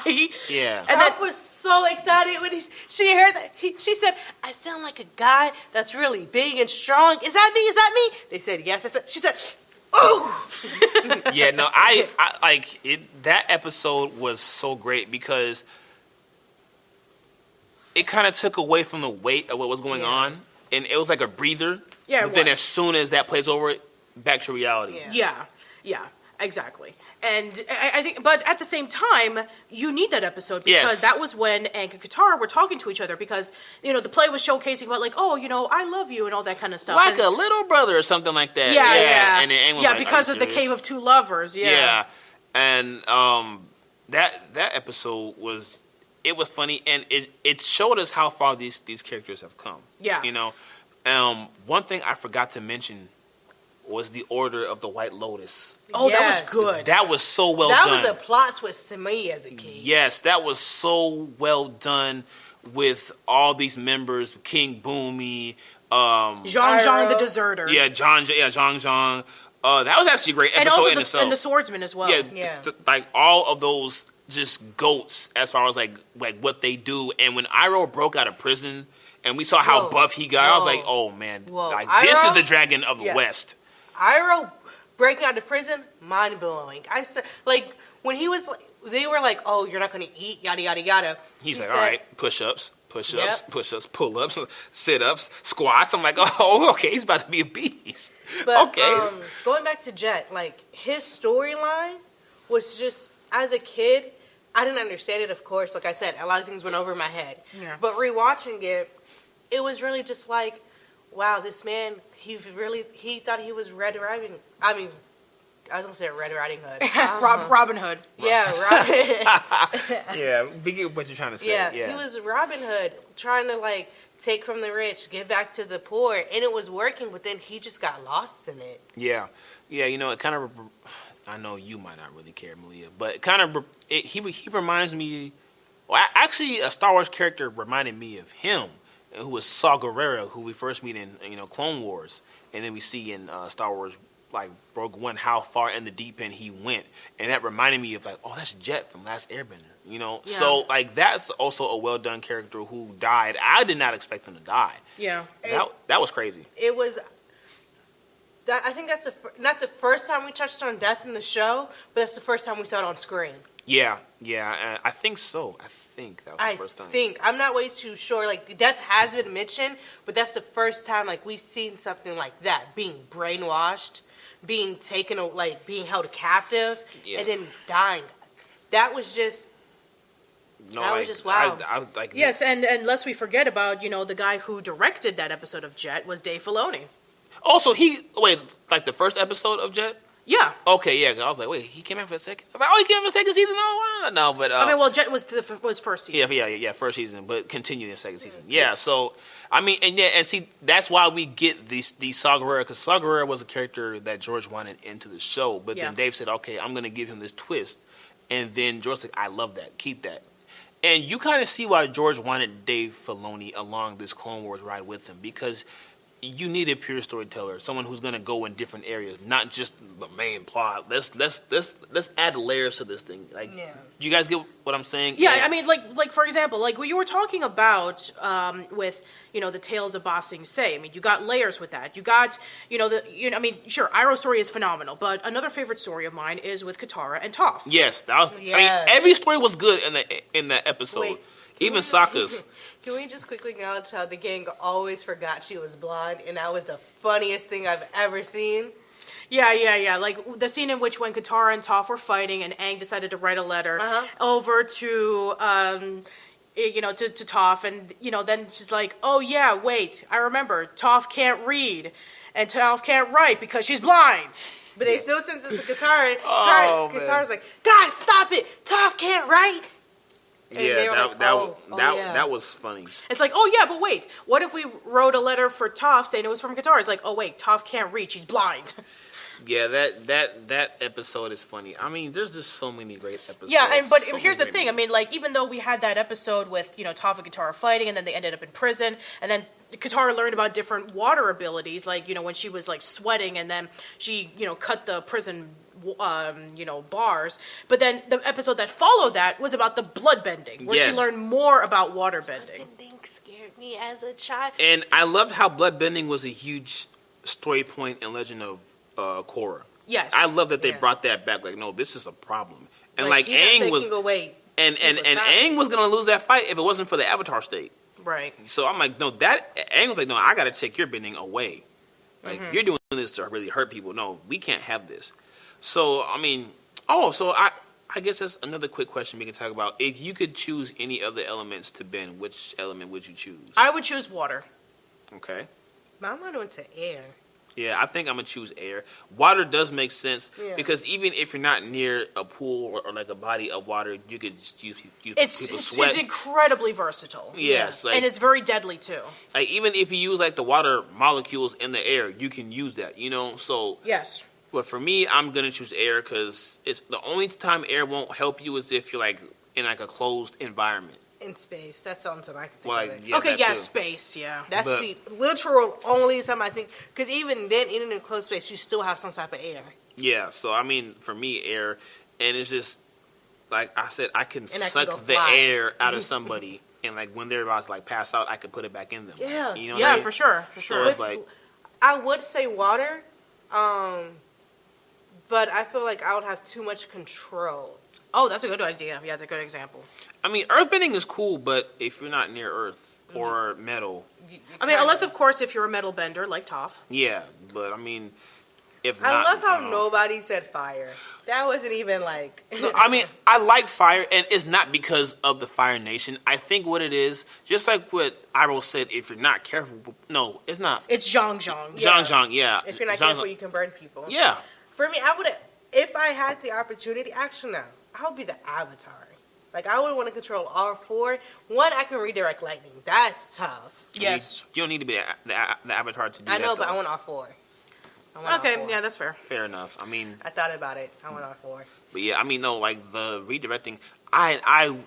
What I would have loved, because see, I equate Zuko to Vegeta kind of, but I think Zuko has better character development than Vegeta does. I mean, unless of course, if you want to go into like like the manga, or if you want to read more into like the backstory of it with Dragon Ball Super. Yeah, I mean, like his character progression does get better over time. Yeah, but Zuko is definitely much more complex. Yeah, I wanted him to be able to shoot lightning himself. That I think would have just sent me over the top. But the fact, I kind of like, at the same time, I get why they just kept it to where he can redirect it, because like, he doesn't need it to be Zuko. You know? Like, exactly. Yeah. And he already has his sword abilities. Yeah. Like, he did the blue spirit. Yeah, this blue spirit, yes. She had blue face. Blue face. I couldn't remember what it was called. Oh, isn't that, the blue spirit. And that was actually great in the Lake Laogai episode where Zuko left the mask in the lake. Like, I was like, you don't need this anymore. Right, exactly. That was great. Man. And I think that's actually one of my favorite episodes of season 1 was the Blue Spirit. Yeah. When he goes to rescue Aang from the prison, and then Aang finds out, oh, that's Zuko. Yes. And then Aang's like, yo, do you think we could be friends? Again, foreshadowing what would happen in season 3. Yes, that's just brilliant storytelling. I think that was a Dave Filoni episode, I think. No, never mind. It wasn't. I don't think so. No. Do you guys realize when Zuko became Fire Lord, he probably had to tell other countries, like his other places, like, hey, just be careful. Like, you might want to close this area up right here. And it would be like, what do you mean? Like, you have to be submerged underwater for like a good minute. And he was just like, you might still want to close this up because when I was a kid, I kind of, did this and the third. Like, he had to really he had to tell people what he did. Like, are you talking about in like the Northern Water Tribe? Yeah, like the Northern Water Tribe, how he got like on the to the air nomads and all that stuff. Like, you remember the episode when he went to go talk to them? He's like, "Hey guys, we're trying to be good now." Like, I remember. Yeah, where Zuko was trying to turn himself into the Northern Air Temple. Oh, and nobody believed him. Right. And that was where we got introduced to Combustion Man. Yeah. And he said something like, "Yo, stop!" He's like, "Nah, I'm about to finish this." But and then Katara at the end of the episode just straight talked back at him, saying, "If you betray us at any point, I will end you." Yeah. But like when he became Fire Lord, like he had to like go around telling people like, you might want to strengthen up your security here, here, and here, and here, and here, because I snuck in that way. And they're like, but how? What did you? And he was just like, I kind of did this when I was a kid. Kind of broke into that. You might just want to. But I mean, the thing that I like with the comics one is that Zuko's transition to Fire Lord just wasn't that simple. Oh, it wasn't at all. Like, Yeah. if you're, no, absolutely not. No, I mean, you have to no. understand, like, you know, he had to talk to the other nations saying, like, yeah, the whole fact that, you know, our nation fought you and tried to conquer you for over 100 years, and we try to make peace. I mean, he and Aang struggled. Yes. Yeah. Yeah. And I think he got sick again because he was, like, wrestling with, like, what he should do with certain decisions. I can't remember what comic that was. Yeah, I don't remember either, but you have to understand, you know, that's how, and then eventually, you know, with the whole, you know, making peace thing, that's eventually how we got to Republic City. Yes, and I love how like the comics kind of build up to that. So I heard the comics are now getting to where it was in Legend of Korra. It is. yeah, yeah. So like you see this like it was an Earth Kingdom colony that eventually becomes Republic City, isn't it? Yeah. Yes. And they were beefing because Zuko came or like. I think so. Yeah, and they were like, no, we don't want him here. Like, why did you bring a Firebender here? And it makes a lot of sense in Korra why Zuko's daughter was saying, no, I don't want to help you out, you know, with, you know, taking down, what was it, like, was it season 3 or 4 that happened where, you know, she was mentioning about, like, you know, I don't want to, you know, be involved in this anymore because the Fire Nation has already been through a lot as it is. Yeah, so it's like, yeah, I don't want to give people any more fuel. Yeah, because she was the new Fire Lord at that point. Yeah, so... Who did Zuko marry? I don't know, actually. We don't know. I mean, it could have been May, but it's never clear. Okay. Yeah. I was just wondering. Yeah. It's never clear. Okay, one complaint I do have Yeah, go ahead.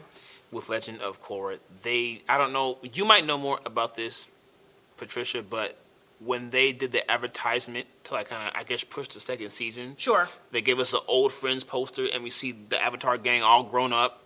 And I'm like, I want to see that. Yes, show us that. And Yes. it's like, we didn't see it. We Well, I just mean, saw we did. flashbacks. Okay, we did see flashbacks, to be fair. But it's like, we didn't. Like, I wanted, see, what I think would help is if they did like at least one flashback episode of the old gang. Yes, and as like an explanation episode for something, you know. Yeah, because they were explaining, backstories about, what happened with Aang and with Toph, because we had Su Yin in the series, who was Toph's daughter. The main leader of the police force. Mm-hmm, chief of police. Yeah. My only complaint that I see so far with Legend of Korra from the pictures I do see, Sure. is that they only had one mixed child, Aang and Katara. No, that's not necessarily true. Like going with complexion wise. Complexion. Oh, that's right. Yeah, because Kaya and Kaya was the only one who resembled mostly her mother. Because Tenzin looks more like Aang, and then Boomy, for a while, he was a non-bender. Yeah. And wait. then So he did learn to bend something eventually, didn't he? Remember when you remember in season 2 when if you remember when Korra let out all the spirits, and then eventually that was when everybody started to learn how to airbend. That's right. Yeah, and see, that's what I'm saying. I thought season 2 should have been the series finale for me personally, because it's like, Go ahead. it's like you have the Avatar versus the anti-Avatar. Yeah. That would have been a great series finale. And then with what happens with Korra, I won't say for you, Go but ahead. I already no. knew I was gonna get spoilers. Okay, so she essentially let out all the spirits from the spirit world to mingle in with the human world, and the Avatar state's gone. Yeah, so she lost her connection to Rava. Rava, yeah. Yeah, Rava. Is Vatu the name of the Dark One? I think yes. Vatu, which was loosely based off Hinduism and all that kind of stuff. It's the same name as a Hinduism god. Yeah, so she lost her connection to Rava, thus ending the line of the Avatars. Yes. So she can no longer talk to Aang, no longer talk to Roku or like any of them. Now she's the start of a whole new line. Exactly. Yeah, and I think that would have been the perfect way to end the series. Yeah, that we could focus on a new Avatar. Yes, and then like she can be like the first Avatar, like whatever the first. Yeah, the first Avatar in a new line. Yeah, so and then we could have other Avatars come out after that. So yeah, but here's the thing: I think that because Nickelodeon mistreated the show so horribly, I think that kind of like broke Mike and Brian's trust for a while. True. Because they went off to do different things. They went off to do different comic book series and all that kind of stuff, and so. They were just like, I'm fed up with how Nickelodeon treated our show, because if you remember what happened, from season 3 to season 4, they released the shows exclusively online right before they aired it on TV. Yeah, and that's. I mean, now we know why they did it with like season 4. Yes, we know exactly because people were watching more on their phones and on online than they were on TV, and so they thought, oh, this would be a great idea. But then it turned out it backfired. It backfired. Yeah, they should have kept it on TV, and then. Here's the thing. Like, they didn't. This was kind of like a new thing back then. They didn't exactly know how to do it. It's like traditionally, if you are going to show something online, you show it like maybe a day before the show, the episode comes out, or in reverse. You have the episode air first, and then it would be online. Right. But in this case, you have it online, and then it wouldn't air until like months later on TV. Why would they do that? So, and then when it comes out that Korra and Asami, yeah, are they actually have feelings for one another. Then I was like, oh, that's why they didn't put this. Yeah, I think Nick was terrified of the backlash that they would have received. Yeah, but it's like, okay, well, let's just put it online, and I think that I think that ever since they did the Loud House, I think they're okay with it now. Yeah, now they're fine with it. Now they're fine with it. Never mind, that's Disney. Yeah, that's Disney. So personally, like back then, I didn't care. I was like, oh wow, that. At the time, I thought that came out of nowhere, but like people kind of told me, like, no, you have to like watch certain episodes, and like you'll see, and like you'll see like the little sparks that they had, and then I did. I was like, oh, okay, now it makes more sense. But I know that. I was fine with it. Nah, yeah, whatever, Malia. But now I'm like, oh, what? Actually, that makes a lot of sense now, and I had no problem with it. And I think if Nick had more faith in this, viewers. Yes, and in this property, it would have helped the company in the long run. Yeah, because I think let's be honest. Cartoon Network dominated the 2010s. Yes. They had Adventure Time. They had Steven Universe. They had Regular Show. They had The Amazing World of Gumball. By the way, Steven Universe, Amazing World of Gumball, my top 2 favorite shows. Yeah, they're really good. We'll have to talk about Steven Universe because I just showed the article to Malia today that, Steven Universe Future, as soon as those episodes finish, then it's over. It's over. Really? It's over. I haven't watched any of those shows like that. It's on Hulu. If you don't have Hulu, I will give you my account because it's I have Hulu. Because Patricia might understand this, but I'm glad that you can kind of watch what's going on now. Yeah, sure. Network. Like I grew up in the age of like Johnny Quest, like the new adventures of like Johnny Quest and all that, and like all like the reruns of the 80s cartoons. Yeah, and then we had Dexter's Lab and Powerpuff Girls, Samurai Jack, and shows like that. That was my Cartoon Network. Sure. Ed, and Eddie, Codename Kids Next Door, and then that transition seemed so sudden to me. I was like, huh? Yeah, it was kind of weird. Yeah, for me, the only reason why I still watch these, like, for me, I would have stopped a long time ago. But the reason why I would still watch the shows is because of my little cousins. Like, I'm always over their house, and what's always on TV? Cartoon Network. Right. That's why I was able to know about those shows around the early 2000s was because of my cousins. I would have never been, I would have not watched Shaolin Showdown in my own volition. Right, yeah. So it's like, I had no interest in those shows. I'm like, wait, what happened to my Cartoon Network? Like, what happened to Toonami? Like, what happened? That was me for a long time. And then I actually sat down and paid attention to the shows. Like, right now, there's a show called Craig of the Creek. Yeah. Craig of the Creek is beautiful.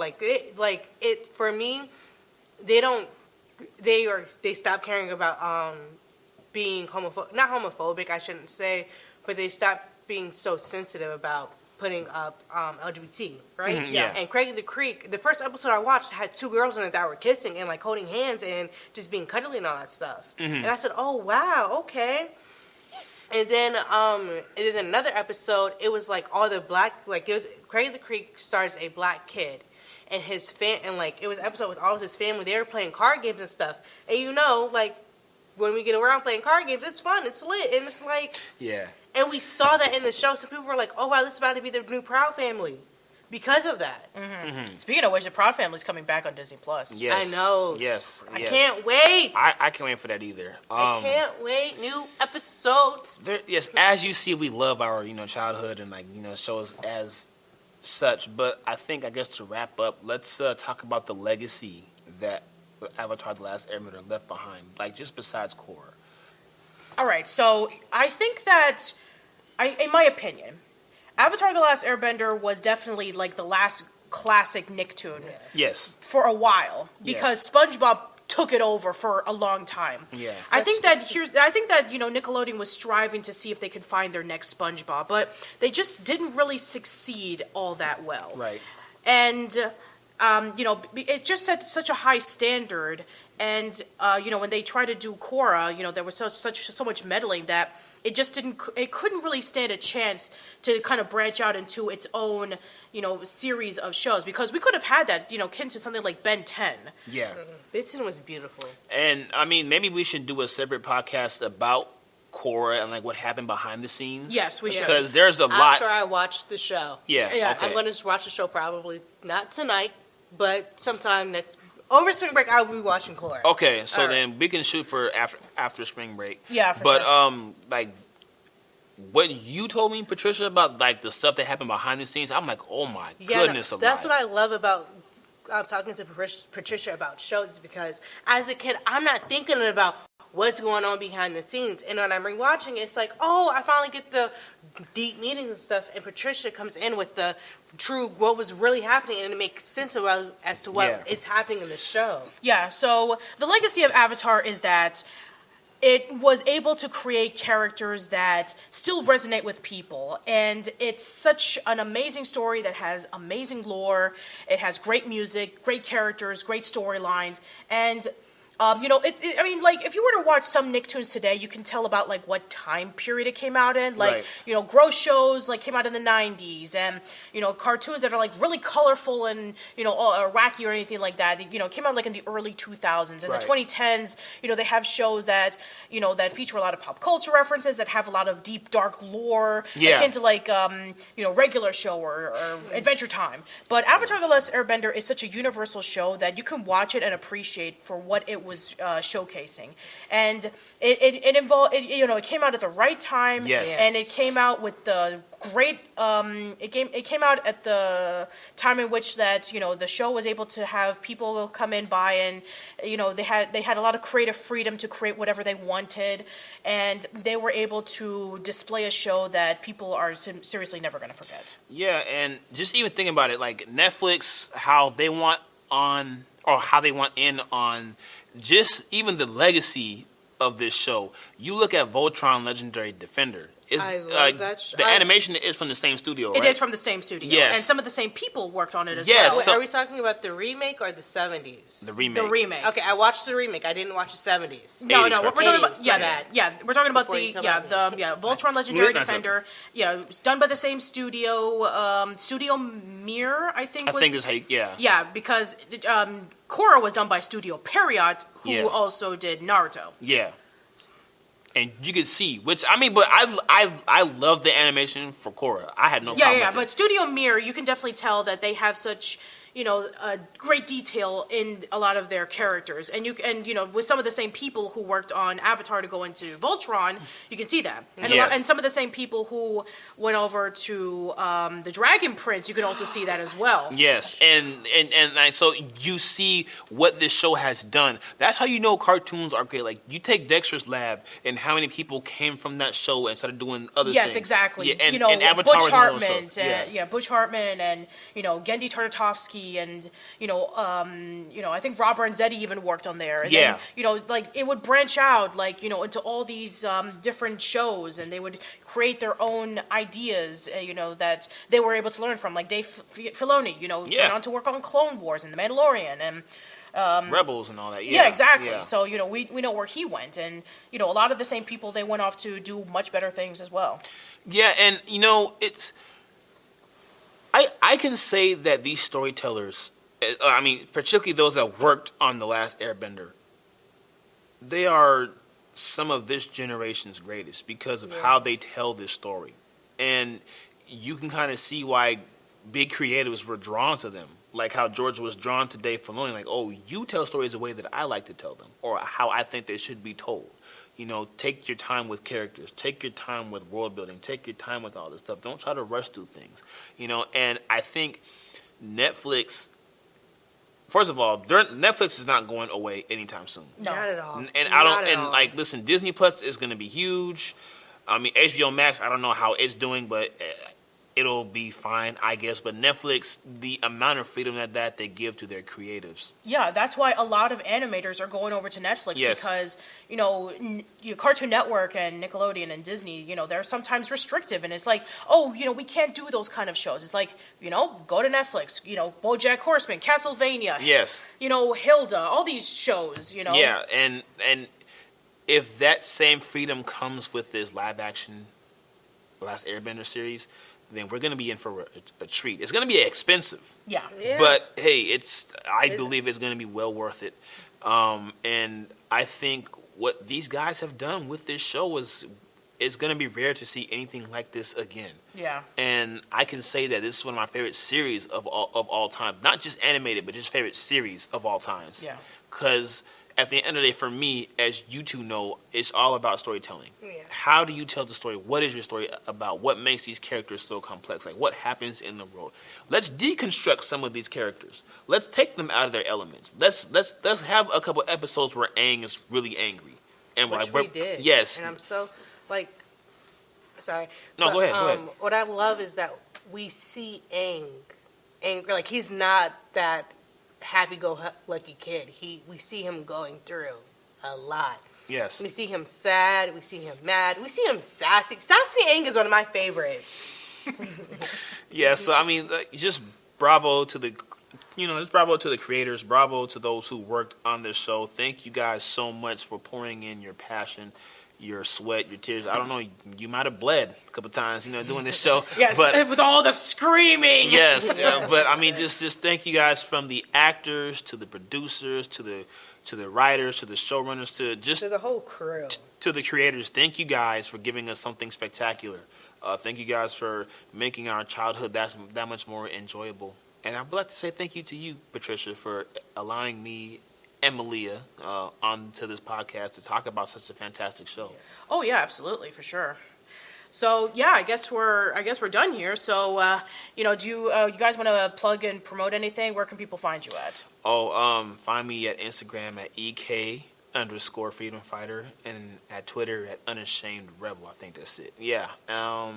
And we will be doing more content together. I'll have some of my own. I'll be I have content of my own. Under the tutelage of the master, which is Patricia. Yes, she will definitely be schooling me on how to break into this podcast game, and we're going to talk about a whole lot of stuff. Yeah. So, you can find me on Instagram at Jabac, JBIAC. It stands for Just Because I'm a Colbert. I feel like that's really tough, Fair enough. Yeah. Mm-hmm. Let's see. You can find me at Twitter at Patty_B_Miranda. I have a YouTube channel, youtube.com/oldschoollane, Facebook.com/oldschoollane. And I will be, let's see, there's, I spread out my podcast in various other places. I have Apple Podcasts, Google Podcasts, Spotify, Anchor, Mixcloud, Overcast. So, yeah, you could listen to my other podcasts and see what I do. But, yeah, I'll probably take this podcast and I'll probably give it its own separate thing away from mine. But, yeah, that should be it. So, we had a good time talking. Yes, and, if you have any feedback on anything or if you have any requests for anything that you want us to talk about, then let us know in the comments, for sure. Yes, let us know. And, again, guys, 3 things. First, go see the Sonic the Hedgehog movie. Second, go watch Clone Wars, Season 8. 8, Episode 1 is out now. And happy Avatar Day, guys. Happy Avatar Day. Happy Avatar Day. Yeah.